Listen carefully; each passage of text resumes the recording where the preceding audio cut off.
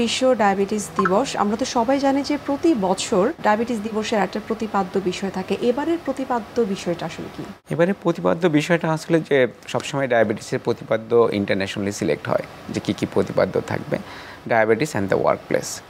এখন work place কথাটা বলতে গিয়ে তারা যেটা বলতেছে ডায়াবেটিস অ্যান্ড ওয়েলবিং, অর্থাৎ একজন ডায়াবেটিস মানুষের তার যে ক্ষেত্র আছে কর্মক্ষেত্র, সেই কর্মক্ষেত্রে তাকে সুন্দরভাবে বেঁচে থাকা। সেক্ষেত্রে কী হয় ব্যাপারটা এরকম যে একজন ডায়াবেটিস আক্রান্ত রোগী তার কিছু রাইট থাকে। সেই রাইটটা কি? তার ট্রিটমেন্ট পাওয়ার একটা অধিকার থাকে। সেই ট্রিটমেন্টটা হতে হবে কম্প্রিহেন্সিভ একটা ট্রিটমেন্ট হতে হবে।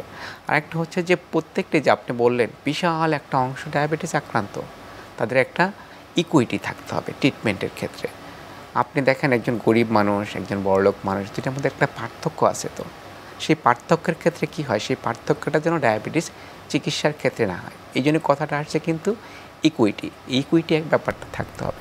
একটা হাই কেয়ার যেটা বলি আমরা, একটা কম্প্রিহেন্সিভ কেয়ার এই ডায়াবেটিস রোগীদের ক্ষেত্রে থাকতে হবে। সব কিছু মিলেই আমরা যে থিমটা বলছি যে ডায়াবেটিস অ্যান্ড ওয়ার্ক প্লেস, এই যে আপনার কর্মক্ষেত্রে ডায়াবেটিসের ক্ষেত্রে যে একটা বিশাল ব্যাপার থাকে, এই এনটিভির ক্ষেত্রে দেখেন না অনেক লোক চাকরি করে, তাদের মধ্যে দেখা গেছে এই সচেতনতা তাদের মধ্যে আছে কি না, তাদের ট্রিটমেন্টের ব্যাপারটা আছে কি না, তাদের ফলো আপের ব্যাপারটা আছে কি না, এই ওভারঅল ব্যাপারটা আপনার যেটা বলি ওয়েলবিং, আপনার সুস্থতার উপর একটা বিশাল ইম্প্যাক্ট ফেলে।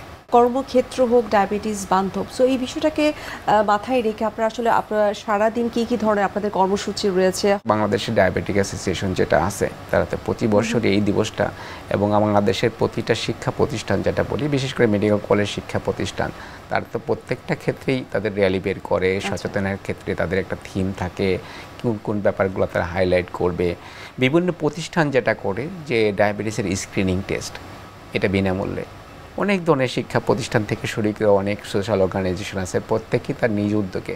আরেকটা বড় ব্যাপার থাকে, যেহেতু কর্মক্ষেত্রের ব্যাপারটা আছে, এই কর্মক্ষেত্রে ডায়াবেটিস স্ক্রিনিং একটা বড় ব্যাপার আছে। সেই ব্যাপারটা এবছর অবশ্যই হাইলাইট করা হচ্ছে যে কর্মক্ষেত্রে কাদের ডায়াবেটিস আছে কাদের নাই, এই যে স্ক্রিনিংয়ের ব্যাপারটা, সেটা বিভিন্ন প্রতিষ্ঠান বিভিন্নভাবে অর্গানাইজ করতেছে। তো শুধুমাত্র আমরা ডায়াবেটিস দিবস যেদিন পালন করা হয় সেই দিন সেই বিষয়টাকে আমরা না রেখে আমরা যদি সবসময়, অর্থাৎ প্রতিদিনই যদি এরকম ব্যবস্থা থাকে যে অফিসে যেই আমি যদি মনে করি আমি ব্লাড সুগারটা চেক করতে চাই, এইগুলো আসলে ইমপ্লিমেন্টেশনের ক্ষেত্রে অথবা স্বাস্থ্য বিভাগ যারা রয়েছে তারা আসলে কী ধরনের পদক্ষেপ দিতে পারে? ডায়াবেটিস একটা তো নন কমিউনিকেবল ডিজিজ। বাংলাদেশে যে ব্যাপারটা শুরু হয়েছে হেলথের ক্ষেত্রে, বিশেষ করে প্রিভেনশনের ক্ষেত্রে, ডিটেকশনের ক্ষেত্রে যে ব্যাপারগুলো শুরু হয়েছে, নন কমিউনিকেবল ডিজিজগুলোর জন্য বিশাল একটা প্রোগ্রাম ছিল। এখন কিন্তু যেটা বলা হয় যে নন কমিউনিকেবল ডিজিজ কর্নার আছে প্রতিটা উপজেলা হেলথ কমপ্লেক্সে। এই কর্নারগুলোতে কী করা হয়, যে ব্যক্তি যাবে তার বিনামূল্যে ডায়াবেটিসটা পরীক্ষা করা হয়। কিন্তু এটা বোধ হয় প্রত্যেকটা মানুষের কাছে অ্যাক্সেসেবল। কারণ আপনি যদি রুট লেভেলে আমাদের উপজেলা হেলথ কমপ্লেক্সের কথা যদি চিন্তা করি, সেখান থেকে প্রতিটা মানুষ গিয়ে সেখানে কি পেতে পারে, তার ডায়াবেটিস হয়েছে কিনা সেই ব্যাপারটা সে ধরতে পারে। এখান থেকে দেখা গেছে যে আমরা তো ওভারঅল সব মানুষকে তো এই ট্রিটমেন্টের ক্ষেত্রে, মেডিসিনের ক্ষেত্রে কিন্তু সব ক্ষেত্রে পারা যায় না। কিন্তু দেখা গেছে যারা গরিব মানুষ, যাদের অতটা ইসে নেই, তাদের ক্ষেত্রে কিন্তু একটা বই তৈরি করা হয়েছে ডায়াবেটিসের। এই বইটা দিয়ে কি করা হয়, তাদেরকে ডায়াবেটিস শিক্ষা দেওয়া হয় এবং সেক্ষেত্রে বিনামূল্যে ওষুধও সরবরাহ করা হয়। ঘরে বসে কম্পিউটার আপনি সারাদিন কাজ করতেছেন, যেটা ফিজিক্যাল ইনঅ্যাক্টিভিটি বলি আমরা।